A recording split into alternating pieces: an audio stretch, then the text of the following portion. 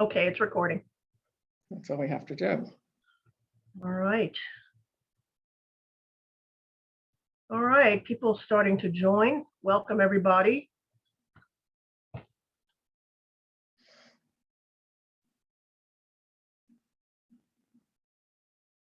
Okay. All right. Give some more people a chance to join.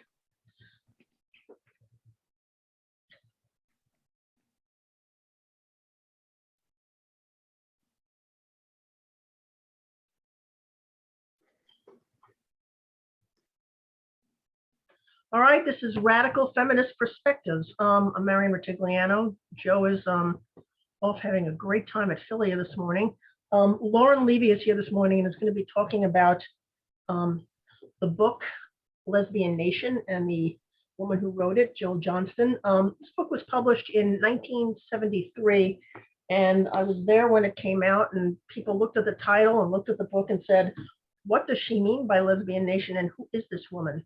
And Lauren Levey is gonna talk about that. Lauren, why did she write this book? What is this book, and why did she write it? Well, let me, before I just dive head into that question, I think some background would be good. Let me talk about Jill a little bit. By the way, I think that the subtitle is important. Oh, it's in reverse, but maybe you can make it out. It's Lesbian Nation, the Feminist Solution. So that's a clue to Marian's ultimate question. So Jill was born in 1929 to a single mother and raised in an all-female household consisting of her mother, grandmother, and Jill, the only child. Jill was sent to a private girls' school. So although patriarchy is everywhere, she didn't have males within her most intimate circles during her childhood. You can imagine how spending your 20s in the misogynistic 1950s might have affected a young woman who'd been so thoroughly protected during her entire childhood. But you don't have to imagine it, because Jill tells you, along with her analysis and confessions and adventures and a suggested strategy going forward. And it's all written in an entertaining, if sometimes challenging, style of prose. Jill wore a lot of hats: dancer, dance critic, art critic, social critic, activist, and in person, violator of established social protocols, disruptor of upscale social gatherings, and class clown. What I think she did best was observe the culture and hold it up for display, along with personal confessions of her own bad behavior and commentary. In Lesbian Nation, she did all that and offered also a plan for what she called revolutionary change. I had the privilege of knowing Jill in person between during 1973 and 1974. I met her right after the publication of Lesbian Nation in '73, and continuing after publication of her following book, Gullible's Travels, in 1974, which I also recommend, by the way. I was at that time on the music faculty at Dartmouth College, and I spent my non-teaching terms in New York attending live performances in various media, talking with other creative artists, and hustling my own music at performance venues in the city. The artist community in New York at that time was an exciting place to be. There was lots of cross-pollination of ideas and actual collaboration among artists working in diverse media, which resulted in new kinds of mixed media and new concepts for thinking about art and making art. And there was Jill in the late 1960s observing it and describing it in her weekly dance column in the Village Voice. In the late 1960s, her dance columns discussed dance and mixed media, as well as theoretical concepts that were currently concerning artists. And in fact, the arts at that time and place were being seen as increasingly conceptual and even political, rather than purely expressive and personal, as they had been. Her dance columns began to include personal confessions on the theory that the boundary between life and art should be fluid. Jill felt that hierarchies should be avoided in both art and life, including capital letters, punctuation, and paragraph breaks, as well as hierarchies in social relationships, including traditional roles in the production of art, such as composer versus performer versus audience. Jill was drawn especially to some of composer John Cage's ideas around randomness and letting go of control and of order itself, both as creative artist and in the context of social relations. After lots of hinting, Jill came out as a lesbian in her column in 1971.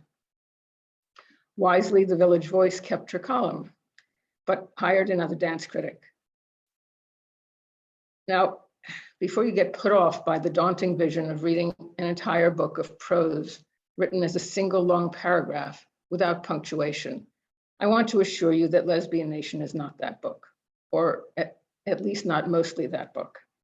It is mostly written in what Jill called archaic American because she wanted to be easily and widely understood. She wanted to promote a radical feminist revolution led, naturally, she said, by lesbians, with the understanding that all women are naturally lesbians. I think the central idea of Lesbian Nation is summarized in the following few quotes that I've just taken from throughout the book. Citing T. Grace Atkinson's statement that feminism is a theory, lesbianism the practice, Jill writes, "When theory and practice come together, we'll have the revolution. Until all women are lesbians, there will be no true political revolution. The complaints of feminism are substantial and articulate and historically sound, and they contain by implication their own answers, but the feminists refuse to acknowledge what's implicit.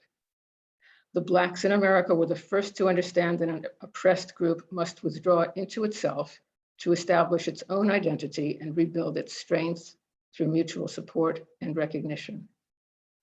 Feminists who still sleep with the man were delivering their most vital energies to the oppressor.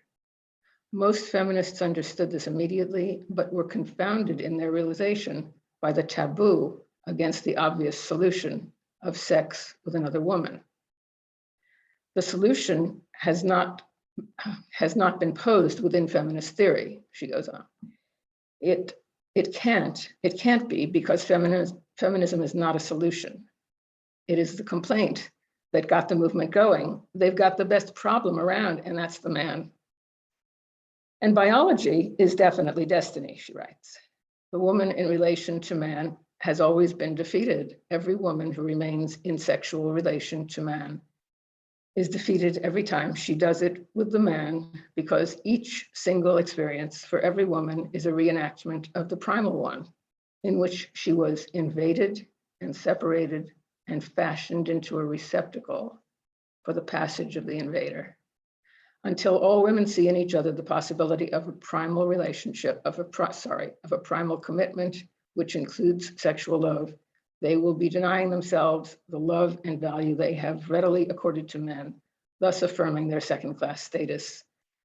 For within the heterosexual institution, no woman can be the equal. It is a contrafiction in terms. The heterosexual institution is a male institution built out of the institutionalized slavery of women. So to summarize the central idea of the book, who you sleep with is a political choice, not a purely personal one. And the theory of feminism, combined with the practice of lesbian separatism, is the only workable strategy for dismantling patriarchy. And remember, this was 1973.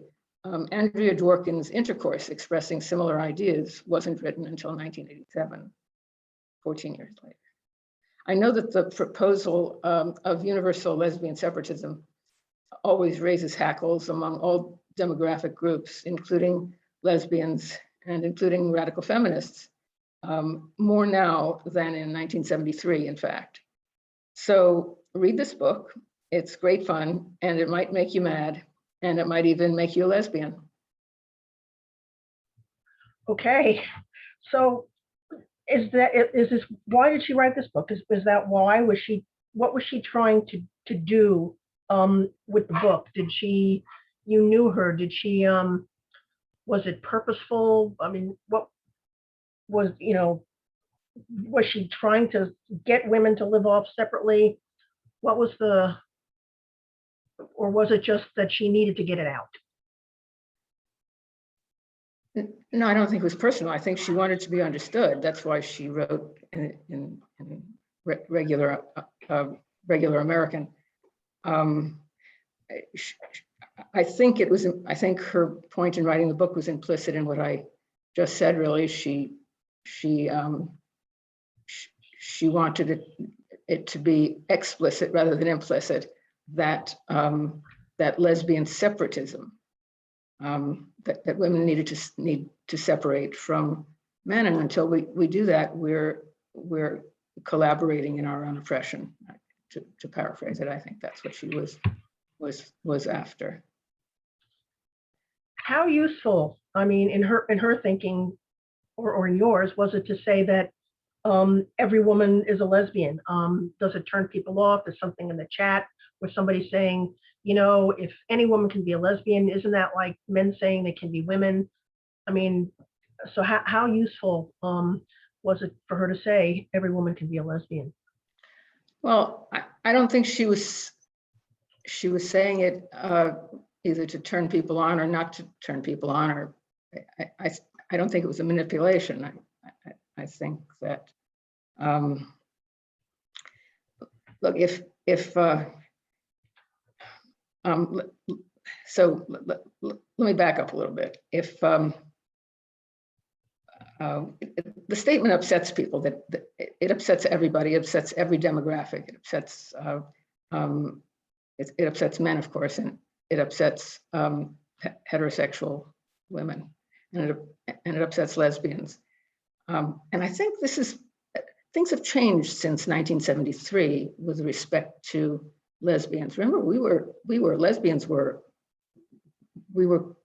criminals in 1973. It was illegal pretty much everywhere. And we made a deal somewhere along the line, I think, a deal in law and in cultural terms. And I think the deal, as far as I can figure, is that we made, since Jill wrote this. So lesbians are tolerated, and we are no longer outlaws per se, on certain conditions. And the main condition is that we stay in our lane. So we get to have this, we get to have this mythology that we're born this way, and there's nothing we can do about it. And since there's nothing we can do about it, then we can be, that's a basis for our being decriminalized. And what it also does is it's a truce. Lesbians say, we're not coming after your wives. And to straight women, we're saying, we're not trying to seduce you. And I suppose that comforts everybody, except that then what happens is that lesbianism becomes strictly personal. It becomes a strictly personal thing. And lesbians become incapable of being a political force. We're a static thing. We're a contained, fixed minority that's tolerated on these terms. But if we're going, in 1973, lesbians were at the forefront of radical feminism, and we were poised to make social changes, and we did make social changes. We changed the majority culture. When people got married, when people, they were saying things for the first time. Straight people who were marrying, a man and a woman, were at their marriages, they were calling each other partners for life. That's lesbian language. We invented that when we were outlaws. So I think that's the basis for why everybody gets upset when we say every woman can be a lesbian. It means that that every woman has the option of not sleeping with men, of choosing not to sleep with men ever again, and allowing her primal energies, as Jill says, to be committed to to women. And separatism ultimately means that if we withdraw our primary commitment, our primary energies from men, how does patriarchy survive without our services? So she's really positing a withdrawal of women from participation in the patriarchal institution of heterosexuality, which and if we don't, patriarchy will fall of its own weight. That's her idea. Yeah, I mean, I remember back then hearing the term, and I've mentioned it before, hearing the term abandoning men, abandoning them, sexually and emotionally. And I think a lot of women who weren't there at the time, to see radical feminism, to see the second wave being created, don't realize how much lesbians had to do with that, and how involved in every way lesbians were. She was influenced by, some radical feminists. Which ones was she most influenced by, or most influenced the writing of this book? And were there any radical feminists after that who were particularly influenced by her and by the book? That's a good question. She cites in Lesbian Nation, she credits two women as being revolutionaries. One is Valerie Solanas, Scum Manifesto, and the other is T. Grace Atkinson. She notably, she goes out of her way to exclude Kate Millett from the group, who had just written Sexual Politics. Yeah. And I don't know. I mean, I think that her problem I think she had a personal issue with Kate Millett, because Kate Millett was closeted as a lesbian at the time, and Jill felt that went to the heart of the issue. As to who was influenced by her, well, I mean, everybody was influenced by her, but in particular, I would say, as I mentioned earlier, Andrea Dworkin was clearly influenced by her. I mean, Jill said biology is definitely destiny, and this language that I quoted before. The woman is invaded. The woman is the receptacle for the invader, and intercourse is the reenactment over and over again of the defeat of woman by man. And what Dworkin wrote was wrote about penetration, entry, occupation. Women are made for intercourse, in Dworkin's words. And I think the line from Johnston to Dworkin in that respect is clear. She wrote other things too. I mean, she wrote for the Village Voice. In fact, she was a regular columnist for the Village Voice. I used to, when I lived down there, read the Village Voice. And what was her writing? What was her other writing like in the Voice, other than Lesbian Nation? Her columns were really different from Marian's gone. Her columns were really different from Lesbian Nation. They say Lesbian Nation was written in order to be understood and to make a political point. Her columns were also increasingly political, but they were more like poetry. They were written in the style that I described, largely without punctuation, without capital letters, without paragraph breaks. So they were very difficult to understand unless you read them out loud, very much like poetry. I can read just an excerpt from a 1973 column. This is a Gullible's Travels. I don't know if you can see it. I'm still here. My video just cut out. I'm sorry. So there you are. So Gullible's Travels is a compilation of Jill's Village Voice columns from 1973 mostly, which is the same year as Lesbian Nation. So this is the contrast. I'll just read a little bit from it. And as I said, it's much, maybe I can just hold up what it looks like and how daunting, and now that's not going to come through, I don't think. Maybe, but anyway, I mean, it's a solid, massive, no paragraphs, you know what I mean, and no hierarchies, no separations. Everything is connected to everything, which Yeah. it's what she was trying to do, and it was repetitive. It's a repetitive style, and she circles back on the same ideas to approach them from different angles. It's nonlinear, and so let me just read a little bit to give you a sense of what it might have been like. And it was entertaining anyway. It's totally worth reading. I should mention, just in preparation, if you've never read it, back in the day, some women would like start it and then not finish it, but you should by all means like get through the stuff in the beginning that Lauren's going to read. No, this I'm reading from Gullible's Travels, which is a compilation. Okay. It's a compilation of Village right. Voice. It's very okay. Lesbian Nation is much easier reading than the Voice columns. Here goes.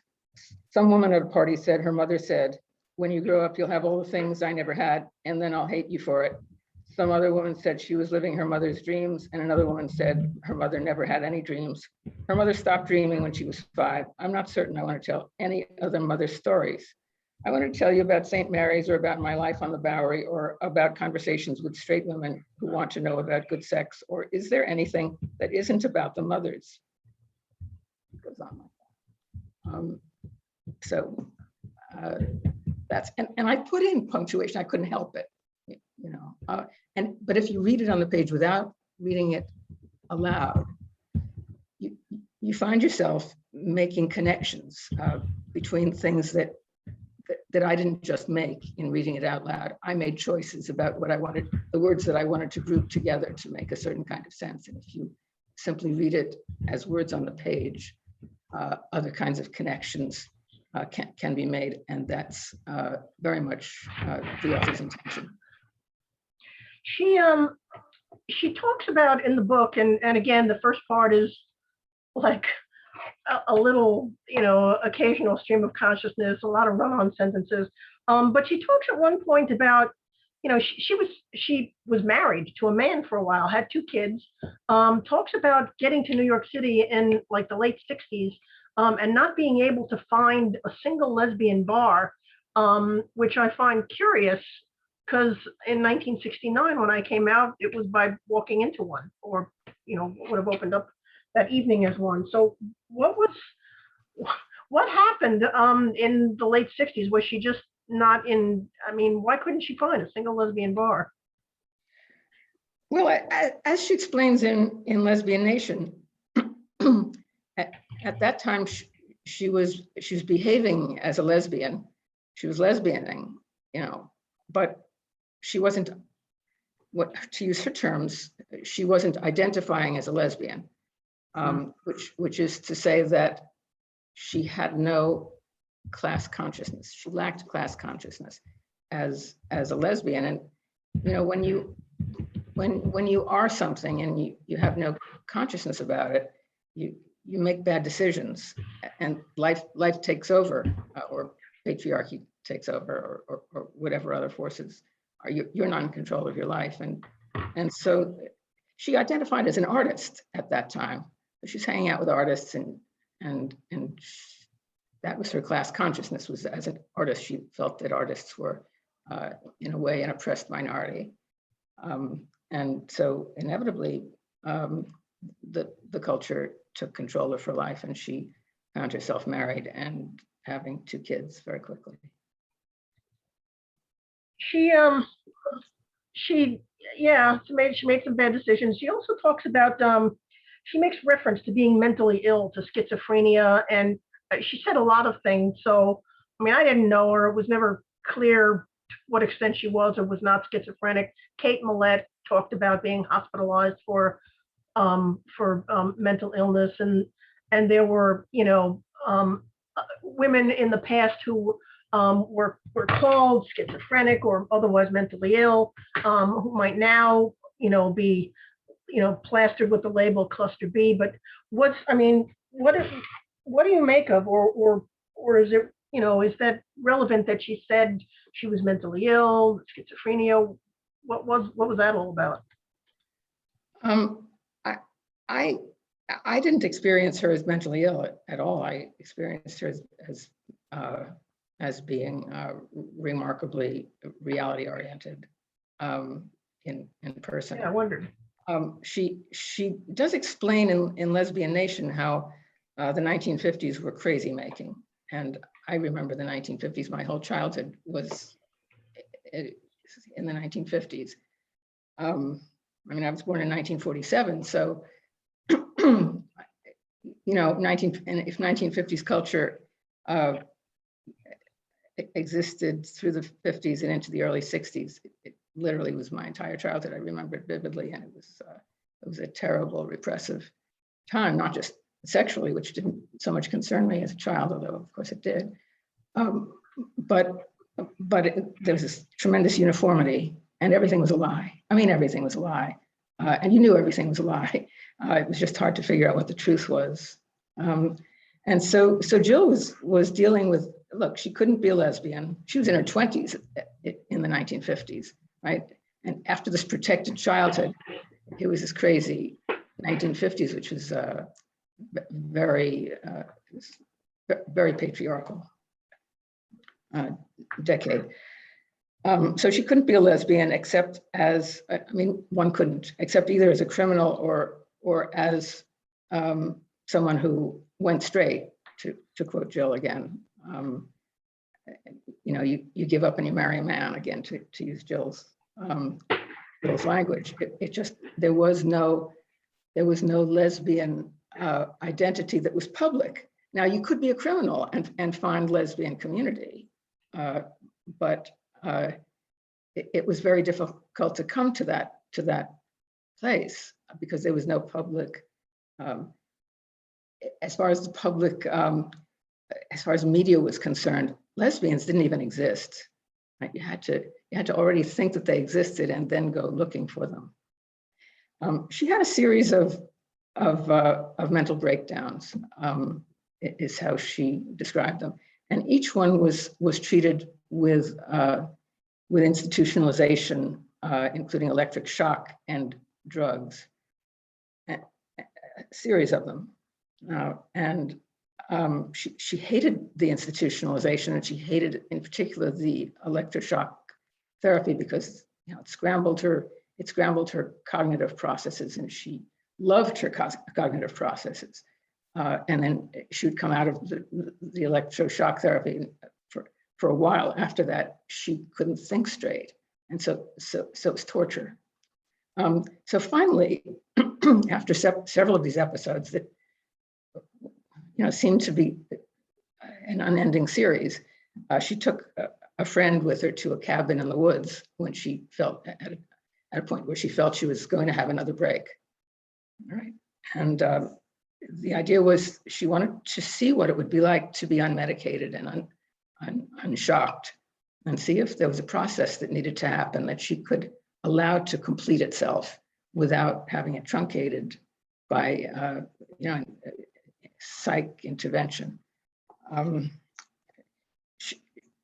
She understood that, and she said in person that the institution of psychotherapy existed to adapt people, especially women, to the status quo. The idea of treating, the notion of treating was not for the benefit of the patient, it was for the benefit of society or patriarchy, to control people so that they wouldn't get messy and rebel.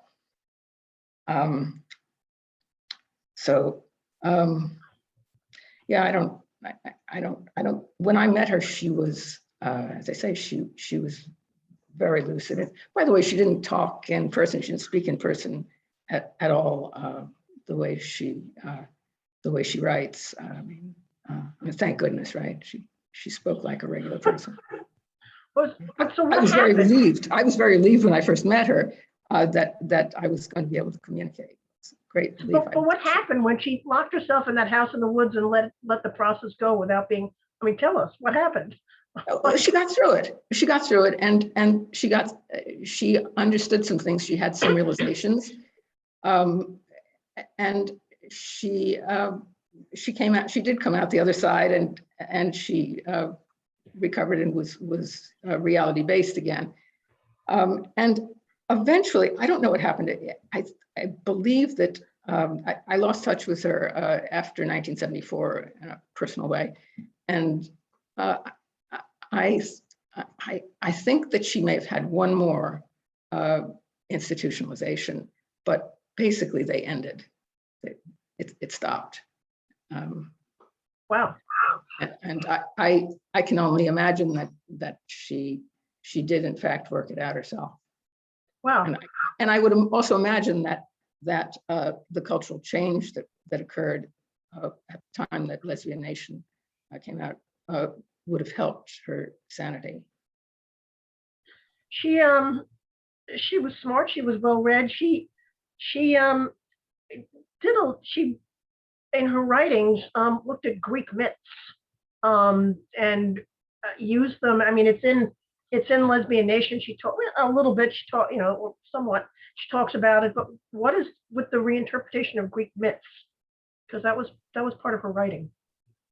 Yeah, it was important to her. I think she was really excited about to discover in her readings in preparation for writing Lesbian Nation, that there had been prehistorically, there had been egalitarian societies that could be considered matriarchies, and there were probably even Amazon warrior tribes at some point. So she just discovered that, and it was a revelation to her, as it was to all of us. She explains. Let me see what I want to tell you about this. Yeah, she felt that women are an enslaved people, and as an enslaved people, we lack our own history, we lack our own culture, we lack our own rituals, and for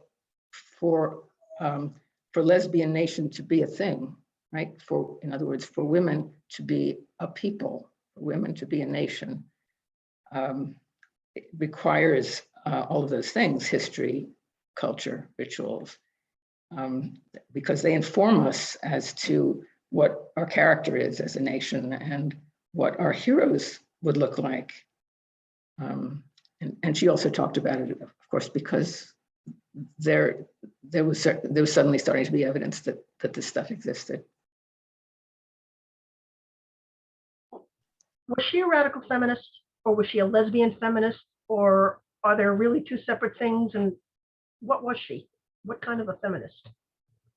I think you should just read her book. I don't know. I mean, I think, but here, I won't evade the question. If a radical feminist if radical feminism is a method, right? It's a method for looking, if we're looking for the root of the problem, and we have a class analysis, then yeah, I think there's no question that she was a radical feminist. She had a class analysis, and she identified the problem maybe a little differently than some other radical feminists, but she was using radical feminist methodology. She specifically identified the problem as heterosexuality, which is the institution of heterosexuality, right? Not just heterosexuality, but the institution of heterosexuality was the problem that she identified.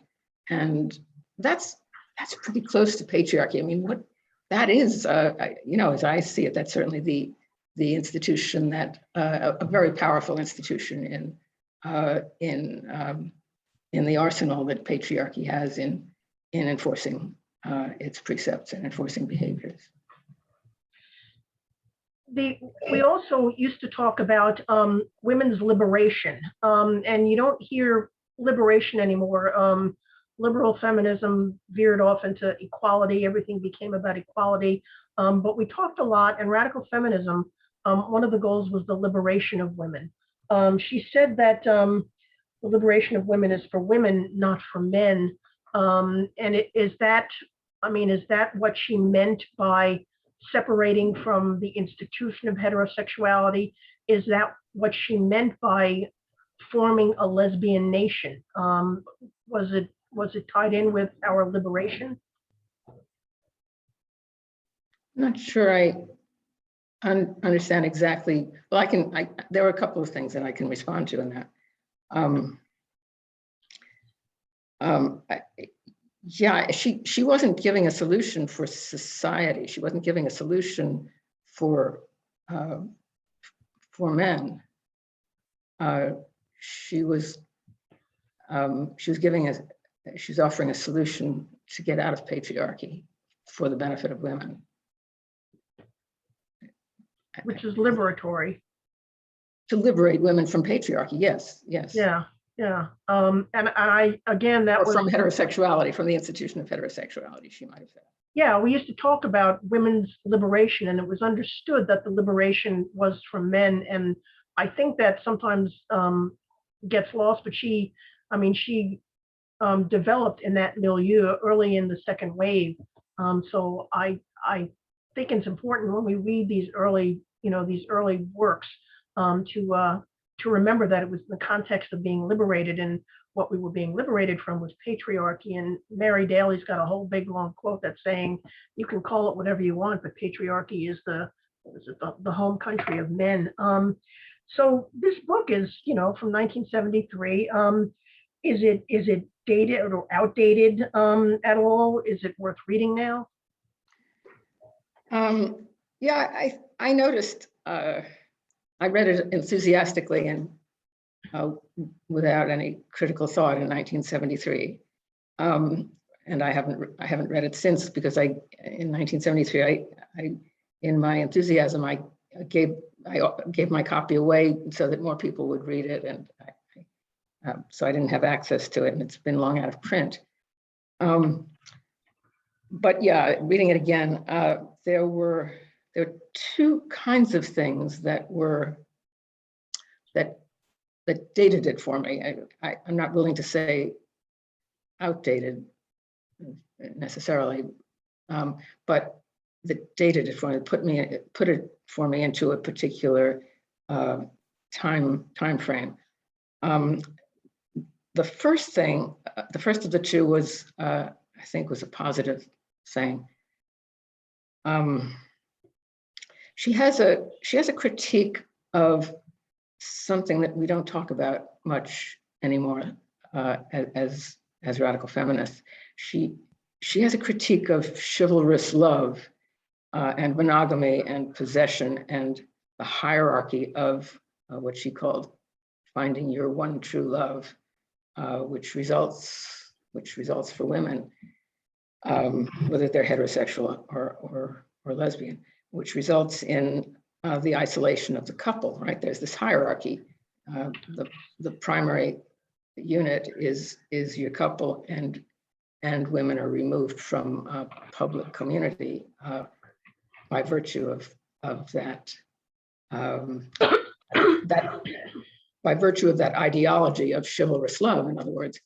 And if it tends to happen that if someone brings up a critique of chivalrous love, it tends to be countered these days with, oh my God, what are you talking about? Poly? Are you talking about poly? Are you talking about kink? Can we leave kink out of radical feminism? Right? And Jill wasn't talking about kink or poly. She was talking about a harmful ideology of chivalrous love that we could perhaps, I think, would be worthwhile to talk about it again as radical feminists. And I think that's one of the most valuable, currently one of the most valuable ideas in this book. The other thing that felt dated to me was not positive. I noticed on my rereading of it, maybe 5, maybe 4, something like that, separate instances where she used language in a way that was racially or ethnically insensitive. That's how it struck me. It was jarring and disappointing. It was language. It didn't go to the central ideas of the book. And really all I want to say about that in addition is that you should read this book anyway. Okay. There's a question in the Q&A. Someone's asking, I'm interested in comparisons, if there are any, between the 1950s and today, in terms of your observation that in the 1950s, everything was a lie.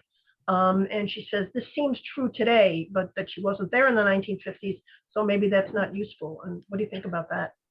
That's an interesting question. In the 1950s, there was one uniform lie. Really, there was one uniform lie.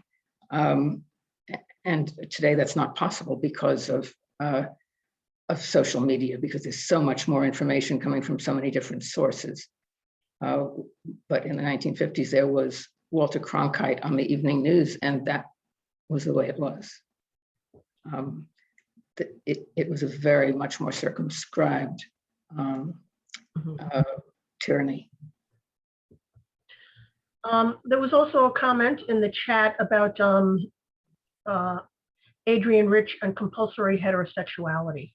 And you made I think a brief reference, and she, I don't know if she, I remember she used the term, but is part of what she was talking about, you know, the whole finding your love and all that, and was that, what did that have anything to do with what Rich talked about in Comp Ed? I don't know. I haven't read Adrienne Rich in a while either, and so I'm not really prepared to talk about that. You know what I might like to talk about, or maybe the audience, unless there's a more pressing question. I wonder if you'd be interested in hearing about what Jill was like in person. Yeah, I mean, when I read the book, you know, the first time I read the book, I remember thinking, this woman's a little bonkers. I don't know that I'd like her, honestly. And you know, then I got more through the book, and I'm like, okay, she's kind of making sense now. She seems at least very interesting. What was she like in person? I mean, you spent time with her. Yeah. So I liked her. She was 5'11" tall. And she had I knew her when she was in her mid-40s, and she'd had a history of being a dancer, of course, and before that, a school athlete. So as a consequence of that, I think, or related to that, is that she was unusually comfortable in her body. And that meant a couple of things. She could be completely unself-conscious, which is unusual in a woman, in my experience. And also it meant, on the flip side, kind of, that she could perform using her body. She did that a lot, and she was funny, and she did pratfalls, and she did physical humor. And she also used her comfort with her body and her abilities as a performer to do spontaneous street theater, just to entertain herself and the women around her, or to disrupt stuff that she felt needed disrupting. And I could tell, I mean, she was transgressive. I could tell you a quick story. She visited me on one occasion in Greenwich Village. I had an apartment on Bethune Street, for those of you who know the village. And her car, she'd driven down in her MGB with a convertible top, and the charging system had stopped working in the car, so it couldn't be started. It couldn't run.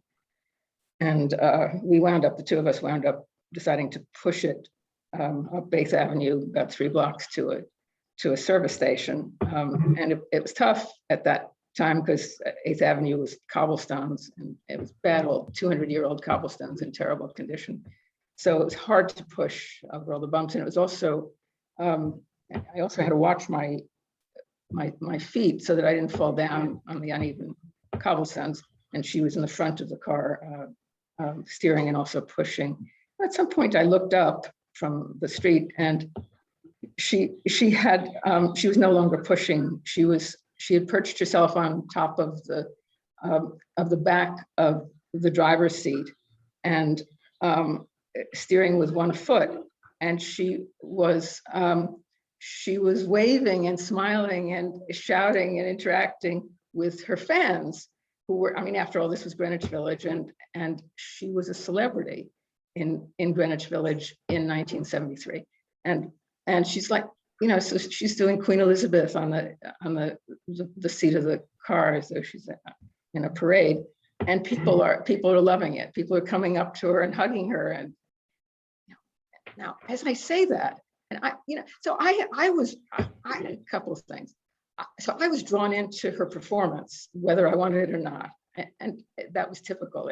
People were drawn into her performances, whether they liked it or not. And I did kind of like it, although I'm not sure I liked my role as footman or something.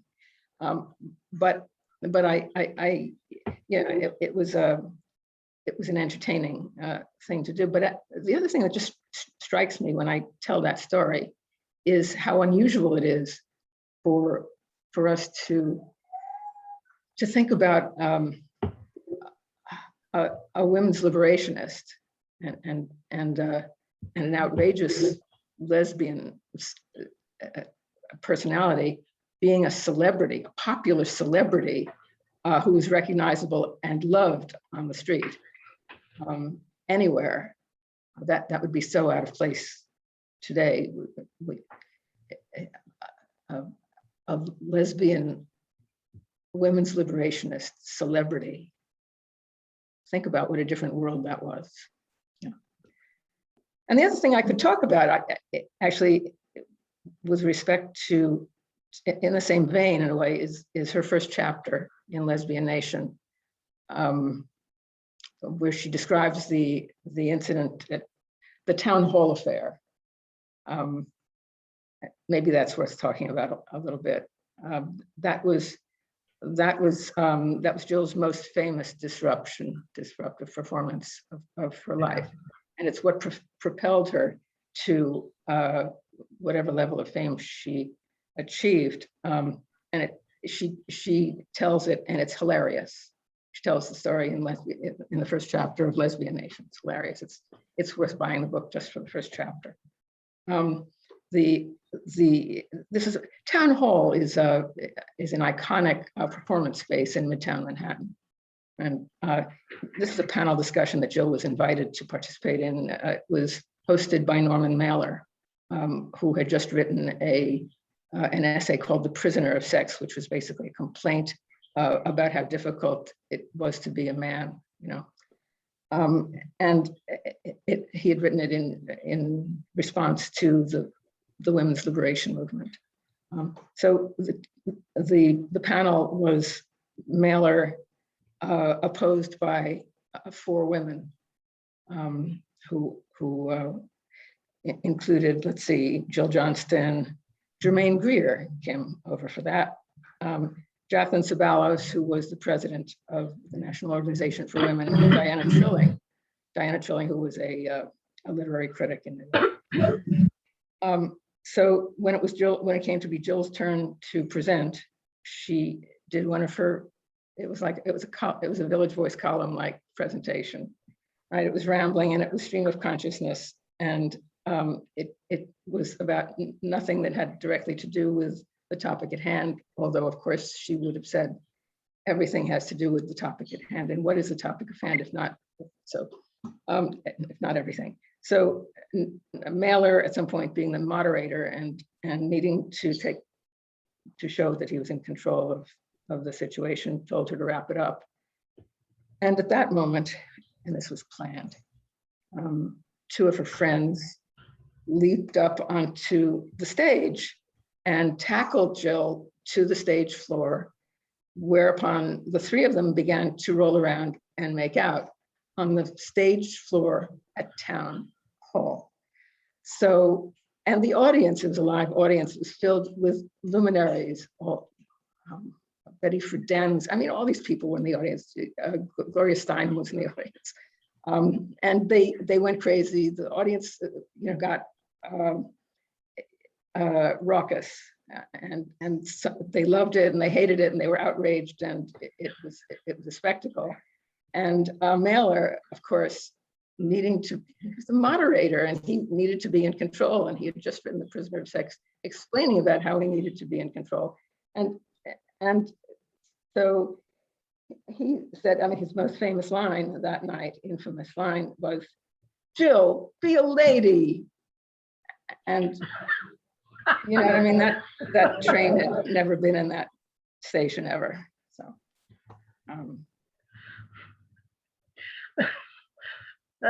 yeah, that was a great Betty Friedan thinking. I was like, oh God, the Lavender Menace. There's another question. Is it possible to have relationships with men that are not oppressive? And there could be with men in general or with a man one-to-one, but is it possible to have relationships with men that are not oppressive? I don't know, you're asking me, or let me try to talk through Jill, because I don't think my opinion is really important at all. But I think what Jill would have said in 1973 is that the question is irrelevant. The important question is not whether you can have it's not a personal issue. It's not about whether you can be happy in your personal life and make a better deal with your old man, to use Jill's language. We're trying to reorder society here, and political lesbianism is political. You choose not to have relations with a man because it's in the interests of your class as a woman not to have relations with a man. And you choose to give those energies to women because it's in the interests of the class. It's not about your personal happiness. Someone wants to know what you think about that too, but you can duck out of that if you want. Thanks. But you mentioned before that she was talking about things that would not come up in Andrea Dworkin's writings until she wrote Intercourse in, what was that, 1980? I forget. 7. Yeah, I thought it was 9. So is that a natural progression? I mean, was what Jill said in Lesbian Nation about the relationship, about heterosexuality, do you see sort of a lineage or a natural following of, yes, of course, how could women not see that? And look, Andrea Dworkin saw it over 10 years later. Is it a natural progression? Is that something that was that inevitably, women were going to see if they were using a radical feminist analysis? Yeah, for sure. I mean, and Jill pointed it out in Lesbian Nation. In so many words, she said that, as I think I read the excerpts where she said that the solution was implicit in the problem.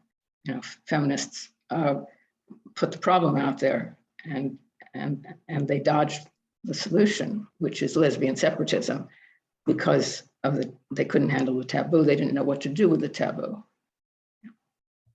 The person who asked about the question about relationships with men, I'm reading in the chat, says it wasn't really regarding personal happiness, but that it may be politically important to be in relationships with men.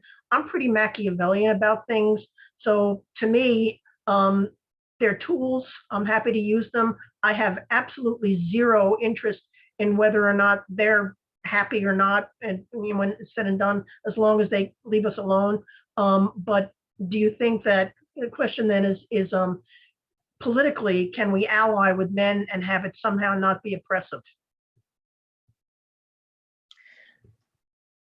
Can we ally with men politically?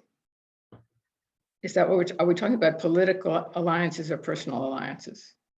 Politically, she says it might be politically important to be in relationships with men. I don't see why not, as long as it's our agenda. I mean, there shouldn't certainly be any compromise with our agenda in order to include men. Okay, and we have about 5 minutes left. Is there anything else that you want to say about the book or about Jill, or about why women should read this? How many years later? Almost 50 years later. Yeah, it's a fresh look at the question. We've in a way, I think that radical feminism has been on ice. Not lately. The last 5 years, it hasn't been on ice. We've been amazing in the last 5 years, but before that, there was a period where there was we didn't see ourselves being effective in the world. I would say that's my perception anyway. We might differ. Lesbian Nation was written at a time of tremendous social change. I mean, it wasn't just women's liberation that was happening. There were liberation movements across the board. Everybody was suddenly wondering what minority groups they belonged to and how they intersected. I'm going to use that word, and how and what to do about it. So I think that coming into a time of dynamism again, where radical feminism is affecting the way people think and the way women think and the way women are acting politically. I think it's very important not to simply rely on the radical feminist writings that were written after say the year 2000. It's very useful, I think, to look back to a time that was perhaps more similar to the present than some more recent feminist writings. And in the last couple of minutes, if her vision, if Jill's vision for Lesbian Nation was a reality, what kind of a world do you think we would be living in? I don't know, and I don't know that Jill envisioned what was going to come after the revolution. What she envisioned was a revolution, and then a rebuilding of some kind after that. But she didn't really focus on the rebuilding, if that's what your question is. What she envisioned was a revolution, and that would require a reordering of society at fundamental levels.